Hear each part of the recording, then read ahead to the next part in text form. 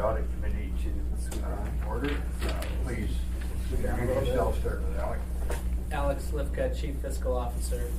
Scott Lee, Internal Audit, Municipality of Anchorage. Mike Chadwick, Internal Audit. Suzanne LaFrance. Fred Dyson, Chair. Eugene Haven, represent myself. Randy. Andy Honest, Clerk's Office. You get to introduce yourself. Go ahead. Yeah. You can say your name. Oh, Claire. Emma Torkelson, staff to Fred Dyson. All right, we have several things here to talk about. And have you been on this committee before? I have. Yeah, I thought you had, yeah. All right, so, Mike, do you want to tell us about your schedule? This is the 2019 audit plan that was approved by the Assembly, and by the committee last January. Whenever we need to make changes to the audit plan, those changes I can't just willy-nilly make changes to the audit plan. Those changes need to be approved by the audit committee, and then once approved by the audit committee, then we send it to the full assembly for approval of the revised audit plan. Mr. Dyson approached internal audit a couple weeks ago, or a month ago or so, within the last month, to talk about a possible change to the audit plan. I advised him that if we do that, then we need to meet as an audit committee to talk about that change and see if it's approved. The change was, which kind of goes into number 2, is a review of the processing of records at the police department. This would be traffic citations, fees and fines, those types of things. And accident reports. Accident reports.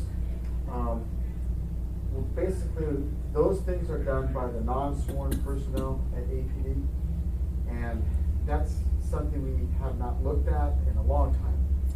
We have looked at it periodically, but it's been a long time since we looked at that. There was some thought that with the increase in staff, in terms of the sworn officers at APD, with them writing more tickets and citations and fines, those types of things, that might be impacting the timeliness of resolution, or the timeliness of processing of paperwork by the non-sworn. Take a time out, Mike.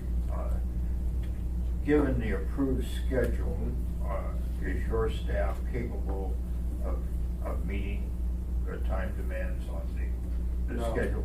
If we were to take something like that No, on. that's not what I, Oh. without taking on. Oh, without taking that. Yeah. Right now, we're pretty pressed. We were down a staff person for the first 5 months of the year, which set us back on our audit plan. We hired someone. He's new to auditing, so it takes some So time. the to answer is no. No. The But answer you're is gonna no. get there. I'm gonna get there. The You're in answer the is no. process of getting there. The short answer is no. Yes. Do you think with this new person that you'll be able to stay on your mandated schedule? Probably not. Okay, and a significant portion of what you do is, there's fixed deadlines. You've got to do, or you're supposed to do, these routine audits that come up every year or 3 years. Some of these, the sunset audits do have a fixed deadline. Those are supposed to be to the assembly 60 days prior to the expiration date. So October 14th, we're supposed to have them to the assembly by August, the middle of August, which we're on target to do. We have those sunset audits right now. They're listed here on the second page of this. Those sunset audits have gone out to the departments, the staff people, for review and for comment, and we also asked them to send them to the board or commission chairs and the department directors to take a quick look at it to get their thoughts and feelings, to make sure we're factually correct. So those are on their way, and we expect to meet that deadline. Okay, and then the routine audits, those are required of you, they're part of your annual assignment? Some of these are required and some of them aren't. For example, the procurement card program, we're supposed to look at that every year, which we do. The P card rebate, we're supposed to just verify that the rebate was calculated correctly. We've done that. These other audits are more, if things come up, we can look at like cash controls, or we can look at contract compliance or grant compliance. If something comes up, or we think, hey, we've been reading about this lately in some of our literature, maybe that's something that we ought to take a look at too. So there's not a fixed deadline on these other ones. Do you get input from the administration on any audits they'd like to see? Yes, at the beginning of, or around November, we send out a request for audits, and the administration will put their, will give us their input too, yes. Yeah. Alex, do you know anything about that? Yes. Yes, we routinely utilize internal audit to have them look at tasks where we may have some concern. So yes, what Mr. Chadwick says is correct, that we kind of work with them to provide our suggestions of areas we would like them to look at as well. Yeah, and I suspect for Mike and his staff and all of us, prioritizing those, which are timely and important, and which ones are nice to do.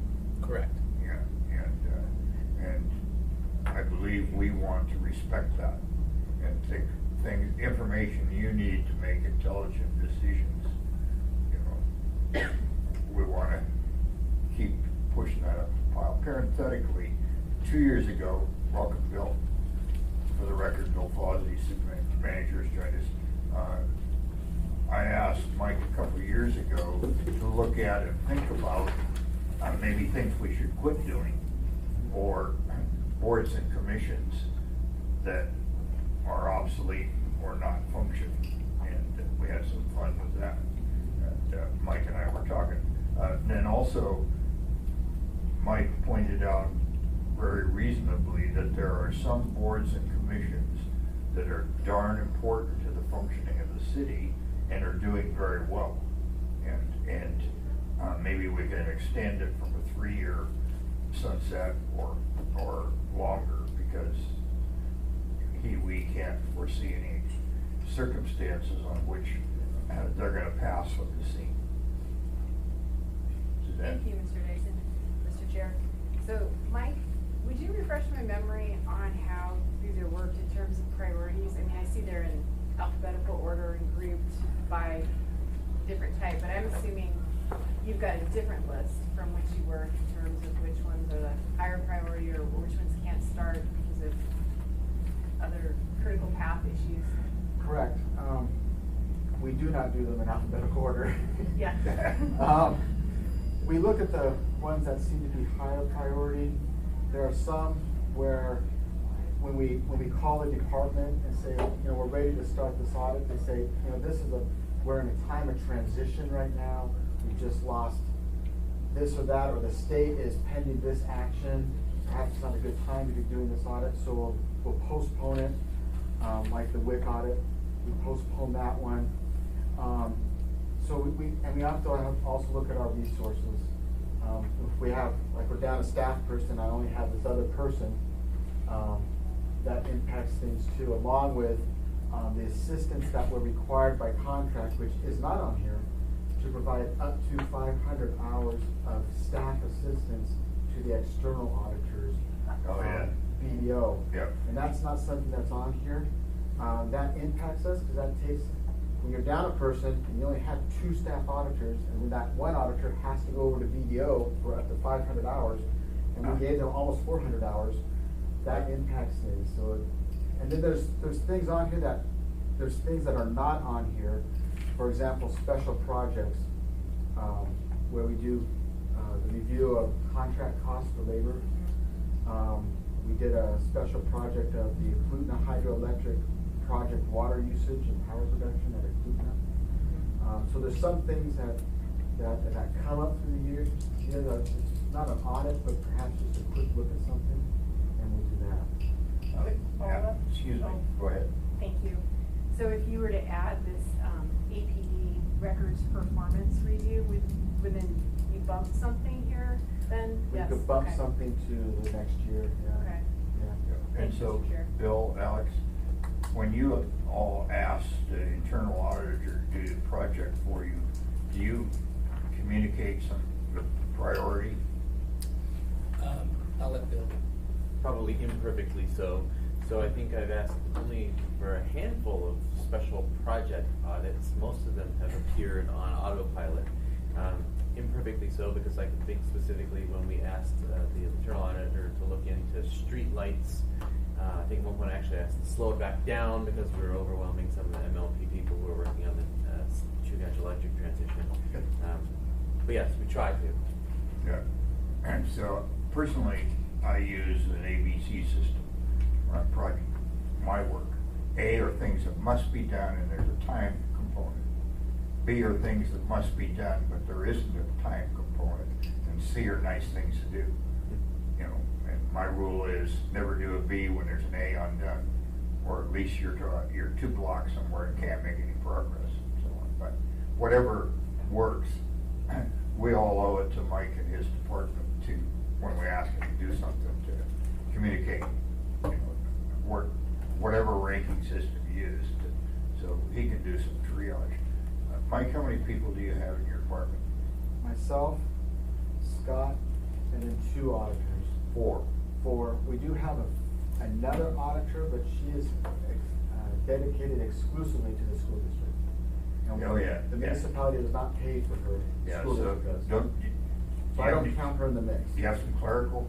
We have a part-time clerical person. Yeah, so you have less than 10,000 man-hours a year. Yes. Yeah, so, be helpful to me and perhaps the committee if you would just back of the envelope kind of thing. Here's our 10,000 hours. This is what we required to 500 hours or whatever it is for BDO. Here's what it's historically taken us, you know, to do all the routine things. Sure. Then I've gotten the impression in our many visits that your work is seasonal. There's times like the BDO work or perhaps these sunset things and so on. Yeah, it's a little bit seasonal. Certainly not seasonal like the tax world, so to speak. Yeah. But we have the sunsets every year that have to be done, and those, they're simple to do, so to speak, but they take a lot of time. And then we have the BDO, which always comes up every year around March, April, part of May. You have P-card audits and those things that you'd like to do at the end of the year after the year is completed. So you look at a complete year. So it's a little bit seasonal. Yeah, on and it's certain affected items. by how the Reds are running the keynote, right? Exactly. I'll be dipping tomorrow, on Wednesday. Just for the record, that doesn't affect my work. Yes. Things like that profoundly affect my life. All right, so if you could just give us a little bit. Sure. And so then we can be smart at, if there's special projects and stuff, to try to slot them in the less demanding parts of your year. Yeah. Okay. Yeah. Also parenthetically, I remember there was one of the audits you did in the last 4 or 5 months, where, was it accounts receivable, where there was Yes. problematic? Have you followed up on how they're doing and rectifying the problems? That accounts receivable audit came out right at the end of April. Yeah. I know the work has been done, and perhaps Mr. Slivka might know a little bit more about that. Since that all landed on my desk for responsibility, and the vast majority of the response indicated that any and all systems, it primarily came down to, were there accounts receivable systems that had not been authorized by the CFO if they were separate from SAP? And so the answer to that is any and all systems that had not been previously authorized have now been authorized. And they exist in a few departments for a few very specific issues. Risk, it was one of them. The health department is another one. And then the second part of that was to make sure that the accounts receivable were being aged and delivered to Treasury in a timely manner. And we had until June 30th to accomplish that goal. And I have seen the reports coming out of the Treasury Department such that they are getting aged receivables from the health department, from the library, were two of the big ones, plus some of the other departments. And so the answer is, and I can certainly follow up with Mr. Chadwick in a more formal way, that we have implemented our plan of action to resolve those issues, and they have been resolved. All right, and the other thing I remember that was minor but disturbing, that was people that were using, was it P cards, you call them, small purchase sorts of things, and they were splitting the orders so they could get under their limit, all those sort of things. Haven't worked, as Suzanne has, very large organization. I'm not surprised. As I remember, there was nothing Mike and his team have turned up that shows any criminal activity, that people are doing anything for their own personal gain, just kind of to expedite things and so on. And I remember our purchasing department has a pretty darn good way of handling things that need to be expedited. If you got, they can cut the paperwork and get the order out and get whatever you need for mission critical stuff. But I guess through the chair, what I would offer is they never cut the paperwork because the paperwork is mandated by code. But what they do try to make sure is that things that need to get done do get done. What I would say in regards to the message we are trying to deliver to all the departments is, we have very specific procurement policies. We really actually want you to use the P cards as much as you can, and what we are examining is the idea that artificially limiting it to 2,500 doesn't seem to make a lot of sense. When the more volume we can put on the P card, the bigger the rebate we get from the bank. So our goal, you get miles? We get money. Hard money. And so, for example, right now I believe the rebate rate is about 1.4 cents per dollar. Yeah, okay. And we can take that, and that's running just under $20 million a year. Wow. And if we, just from the existing vendors, we can take that to $40 million a year. The rebate rate goes to 1.6 cents. That's an additional $300,000. So we are working to both take out steps that don't make any sense, but also encourage people where possible to use P cards because it's more revenue for the municipality. I never thought of that. That's neat. Yeah. I'm not surprised, and I'm pleased you guys are working that. All right, so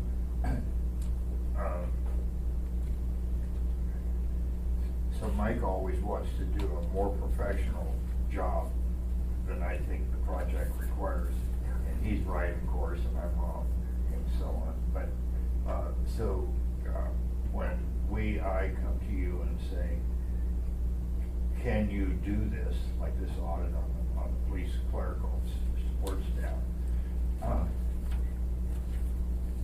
you then kind of intuitively or whatever figure out the man hours it's going to take in your staff allocation and all those kind of things. And so it'd be irresponsible for us to not know what it does to your workload, when we give you a new job.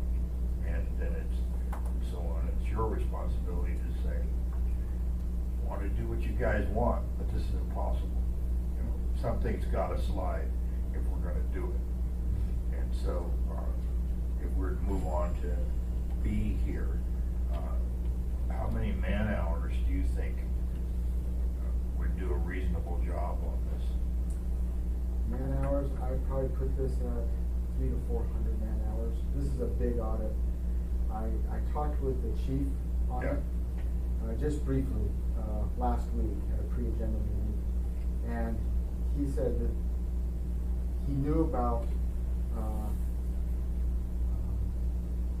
the issues involved with this. Sure. And he goes, wow, he said that would be a very large job, just because of the amount, the different things that they do, and the volume that they have. And he also brought up a point which is very good, that in order to do the work over there, we would have to have the proper background checks completed. And now fortunately, I have the background check already completed, and so does Scott. But our staff doesn't, because there's been no need to have that done.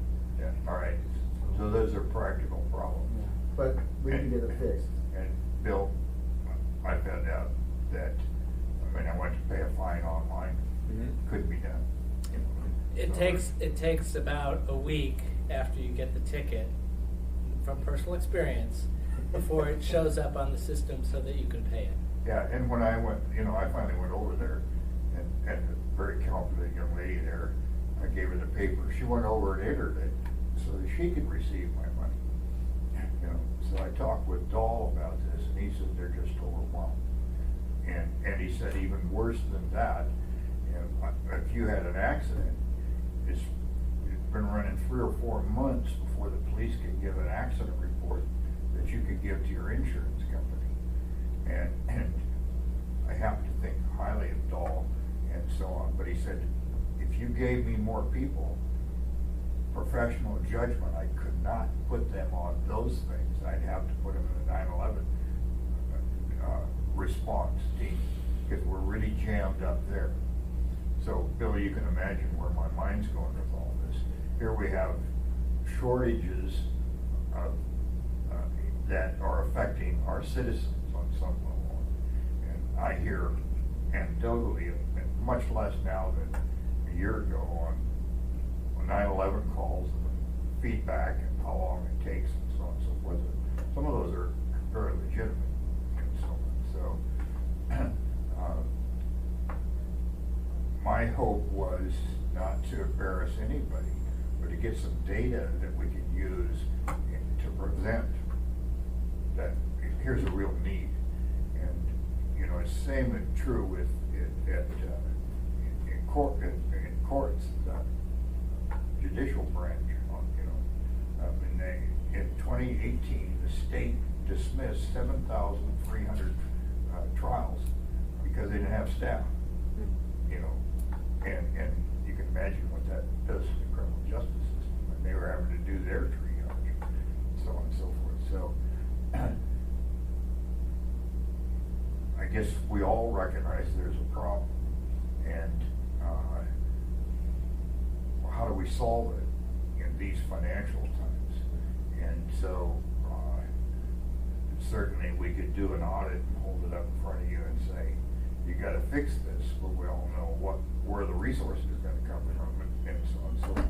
So, I guess why we would like your input on the value of doing this. I'm sure I'm accurate in saying we all wanna solve the problem. Yeah, so, please. Real-time feedback. I think it's useful. I have toyed with the notion of the mystery shopper concept, or the customer touch points concept, where you would figure out where the public really is interacting with the municipality and how each of those things feel. It's the audit, the audit office did something like that with the building services department not long ago, sort of maybe now 6-7 years ago. And that I thought was really successful and led to some material improvements in customer service. I think you're right that we will almost certainly know the result of this before we start it, which is that it takes a long time and it would be better, and that the way to fix it is probably with more resources, which is going to be hard to come up with. But again, in real time, I think that's as best as I can offer you. Say the last sentence again. I think that's all I can offer you in real time, is that I think we will know where it ends, but it's not. Just because we know how the story ends doesn't mean it's not necessarily worth doing. I guess through the chair, what I would offer is what you see here is what you can see if you take an in-depth look at every department we have. You see the same thing. When you look at transit, when you look at the health department, everybody is constrained for resources. They're trying to do as much as they can possibly do with the resources they have at hand. The city is working very hard to be as efficient as we can, and it's interestingly enough to see that now that we're past the horror show of SAP, it is actually proving to be somewhat beneficial in this area. And so we are looking at ways to utilize it to become more efficient in terms of how we process everything that we have to do, but I think what Bill says is correct. We can look at this and we can know that APD already is understaffed, Yeah. even with the budget they have in this area. And so, how do we come up with more resources? It's like trying to convince the public that, in fact, government is actually running very skinny, and what can we do to be better at it? Yeah, yes. Oh, thank you, Mr. Chair. Actually, question to Bill.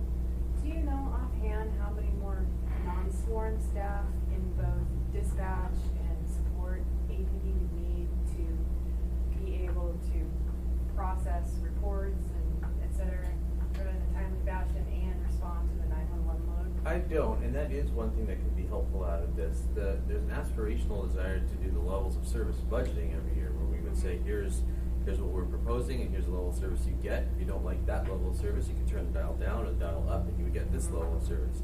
That ends up being a pretty heavy project for reasons that you're seeing with just this example, that sometimes it takes a bit of investment to even figure out what the levels of service would look and feel like. So that is potentially one helpful thing that would come out of an audit like this.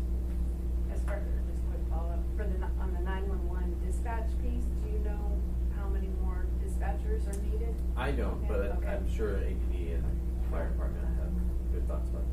Thanks. Thank you, Mr. Chair. Yeah, so I've got two longer things of mine. I sent a memo, I think I sent it to you also, Bill, saying we need to work on getting a sales tax and a tax cap. And so information like this is part of the factual basis on which we would sell it to. And a secondary one is to be able to say to our critics and so on and so forth, who say, hey, we're not doing the job. And we can say, there's some choke points in the production line here that, we've identified. And you, the citizens, want better service, here's a key place, to fit into that. Both are worth doing. I mean, good information should always be valuable. So, Bill, help us think this through, because this is a big job, and it means that something else will slide. And how do we figure out if the cost-benefit ratio is, and you don't have to do it now, but we should have you all's input. Yeah, I'll be happy to work with Michael Chadwick. This is probably also the portion of the meeting where I should confess that I came in on the red eye at 6 in the morning, and I'm at about 40% capacity right now. So I'll work with Chadwick and with APD and others and see if we can get you a better answer for next time. Yeah. I don't want to get Dahl in trouble, but he seemed to think it would be valuable, and I didn't want him to get crossword with you guys, and that's why I want you in the decision loop here, help us decide whether not to do it. Any suggestions, former chair? Yeah. Thank you, Mr. Chair. I have a question as far as time frame on this. I understand from what Mike said that any changes to the audit schedule need to go to assembly for approval. So what kind of time frame are we looking at? I understand too that Ray needs some time. Excuse me, Bill. Would this audit be valuable for you in the budget cycle? I don't know the answer to that yet, because I think it all depends on whether there is any additional money to be spent. If there is not, then it probably won't be, because it will be largely academic. If there is, then possibly yes. And then I will apologize, I was going to run off to see if I could connect with Jeff Poole before our petroleum cement terminal. Yeah, for what it's worth, my sense from the legislature is that virtually all the money for public safety and maybe the homeless will be restored. Yeah, so, Great. all right, thank you. I guess I would, through the chair, offer up that, the municipality, through Mr. Falsey's office, we work very closely with APD, so nobody gets in trouble. I mean, our whole purpose is to make sure that we are operating as effectively as we can to serve the public. So Yeah. this type of information is helpful. They do know that they are down staff in this more clerical area, and so stuff takes a little bit longer. They have to try and set budget priorities. So Yep. this report would probably highlight that, and it would get to the point that Bill said. If it's taking us 4 months for an accident report, and what we really would like is 2 weeks, what do we need to do in order to make that happen? Yep. That is probably very interesting information to understand. That is, and you know, obviously for good or bad, I've been around this game for quite a while. There's a real tendency for policymakers to support the things that are sexy, that have public appeal, and hiring clerks doesn't make it, you know, and so it's easy to sell putting more officers on the street than it is the clerical staff they need to be freer to do their job. And so that's our job, is to help sell that. You know, it's a difficult sell, public relations. Just for instance, the state has cut way back on the people doing professional licenses. It was something in the paper, I think, about this morning. There was 10,000 they were behind 14 months ago, 15 months ago, 10,000. There were city engineers who couldn't stamp the papers, and they were coming in at $350 a day. You know? Yeah. So that's a budget line item that the average citizen says, why are we spending money on those guys? Well, and Mr. Chair, you brought up a point about,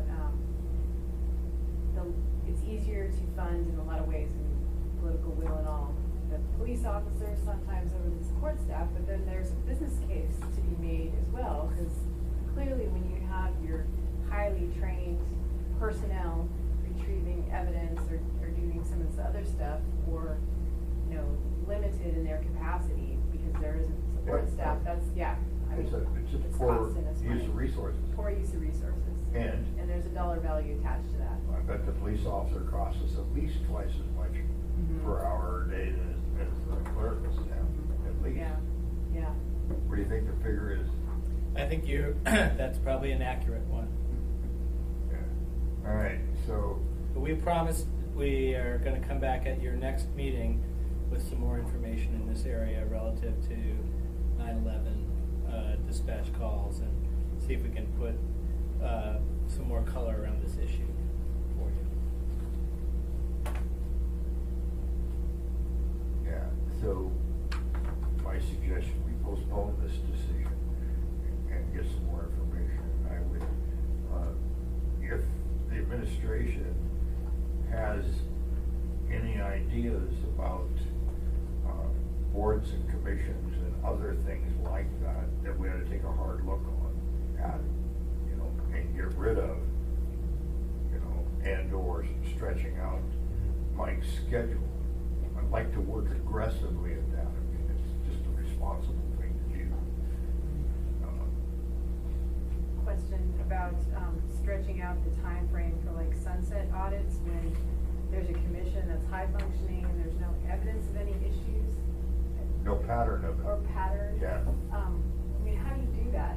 Is there a code change we need to make, or can you just push it off? Could you refresh my memory, Mike, on that? My understanding is, Mr. France, the chair, is that typically what's done is that they come up for renewal and it'll be a three-year renewal. But you can change that 3-year renewal and say, well, let's make it 5 years, 5 years. Really, that's- How do you change it? Well, through there'll be an assembly ordinance that comes through, and Okay. you change it through the AO. The clerk's office usually puts that AO together, and you advise the clerk's office, we would like to do this, or whatever it might be. We have some audits, some sunset audits this year, where we think, well, one of them should be maybe just 1 year, given the problems that we found. Another one, we think, well, you could probably extend that to maybe 4 or 5 year cycle, given things that they do. And some of them are, well, just keep the way it is. So it's variable, but you do it through assembly ordinance. So may I follow up? Yes. I mean, would you be able to give us a list if it's not too time consuming of some that maybe we should get an ordinance on the table so we can push out for 4 or 5 years, not to. Just go through this, right on the side of it. There you go. Look at this one. Well, we'll have the sunset audits too. These Good idea. sunset audits to you, you'll have them in your hands 60 days prior to sunset. And that report will then make a recommendation in that report of what we think should Okay. happen. And that, I think, we're planning to have those down to you by August 9th, although we have until the 14th. That was just Friday, it was nice. So you'll have those, and then you can look at those, contact the clerk's office and say, hey, this is what we're thinking. What, I should know this, what's the process for getting rid of a board or commission? Well, Mr. Chair, I am not sure what the process is for getting rid of a board or commission. Yeah, yeah, okay, and Alex, obviously, whatever that process is, if there are things that you all think, are marginal in this economic environment, or whatever, my sense is most of the assembly are willing to be a little bit brave and say, but Mindy, how much clerk of your staff time is involved in supporting these boards and commissions, all their meetings? I staff 2, and then I fill in for some in work sessions, say maybe 15 or 20%. Of your time? Wow. Yeah. And how many people in the clerk's office are involved in staffing? Everyone. And is the 10 or 20% maybe similar for the rest of them? I think some of them are less. One of mine inhales marijuana, and so Oh, yeah. that's a good chunk of my time is specific to that one. And probably similarly with Desiree doing this one, a lot of it has to do with what she's doing, so it kind of overlaps a bit. But it kind of just depends on the committee or the topic. Yeah. Mike? Mr. Chair, for those boards and commissions that do have a sunset clause, sunset date, to get rid of it, you simply don't renew it. Yeah.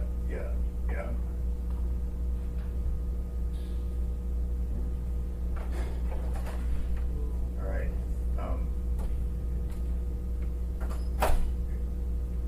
Have you got from us what you need today? Yes, Mr. Chair, we'll meet with Mr. Falsey and perhaps with Mr. Slivka and talk about 911 dispatch and the processing of complaints and get some additional information. How does that picture look? Through the chair, I sent a note off to Justin and Jody Oh. asking for them. Say it again. I sent a note off to the fire chief and the police chief asking if there had been any changes to 911 and wait times, response times over the last several years. So we should have that data for you. Yeah, and be interesting also, I'm sure they have it, that there are times of the year that those go up and down.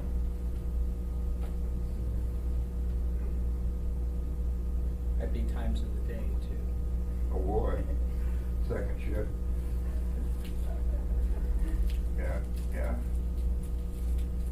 Yeah, but, I mean, it's extraneous here, but on a statewide level, crime, domestic violence, all those things go up 3 weeks after the PFD comes out. Jails fill up. Yeah. All right, anything else?